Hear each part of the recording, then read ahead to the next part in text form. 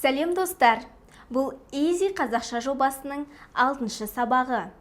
Бүгін біз ауруханада, дәріханада қолданылатын қазақша сөздерді үйренеміз. Ауруханада қолданылатын сөздер: аурухана, дәрігер, қызуым жоғары, ауырып тұрмын. Келесі кезекте медициналық сөздерді қазақ тілінде тез үйренуге арналған лайфхактар топтамасына береміз.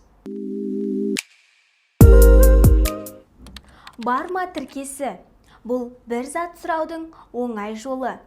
Зат есімнен кейін барма тіркесін тіркеу арқылы сіз сұраулы сөйлем жасай аласыз. Мысалы, дәрі барма, карта барма, дәрігер барма. Екінші лайфхак. Етістікке у жұрнағын жалғау арқылы және керек сөзін жалғау арқылы сіздер жаңа сөз туындата аласыздар. Мысалы, дәрі алу керек, карта ашу керек, маған дәрі егу керек. Үшінші лайфхак. Етістікке ып, әп жұрнақтарын жалғау арқылы жаңа сөйлем туындата аласыз. Және де қазіргі жағдайды сипаттай аласыз.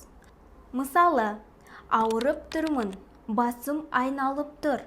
Егер әрекет қазір болып жатса, тұрмын тіркесін жалғасаңыз, сізде дайын сөйлем пайда болады. Бүгін біз ауруханада, дәріханада сөйлесуді үйрендік. Каналға жазылыңыз, достарыңызбен бөлісіңіз. Сіздермен бірге Easy қазақша. Келесі кездескенше сау болыңыздар.